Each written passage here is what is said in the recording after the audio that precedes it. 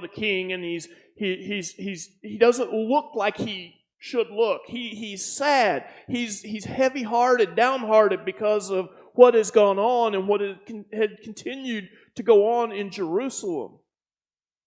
And the king took notice. The king took notice, and some people read suspicion in the verse in verse 2 especially.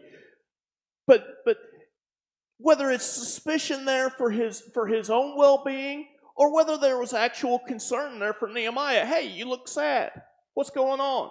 Now, most likely, kings didn't have a lot of personal interaction with their servants. They didn't care a lot about it, but this is somebody that he knew. Somebody that he trusted. Nehemiah, as we read the last verse of chapter 1, he's cupbearer to the king, meaning he's entrusted with the king's safety. When it came to food and drink, he was entrusted with that, and so he was in close proximity to the king a lot. The king was used to seeing him. The king was used to knowing how he interacted, knowing the little things that he did, little ways, things that made him tick. It wasn't just about a role that he was doing. And so, whatever the case was, the king noticed that something was different in Nehemiah at this time. And so he says, what's going on?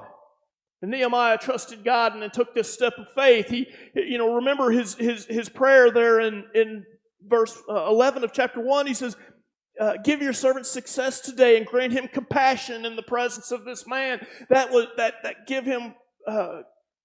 Give me success had been a prayer for the last 4 months. And so now here it is. He's got his chance. He's asked for compassion before the king. He's asked for success before the king. And now his before the king. And the king had noticed something was different. But he seems to say these things as if he's gauging whether this is an open door.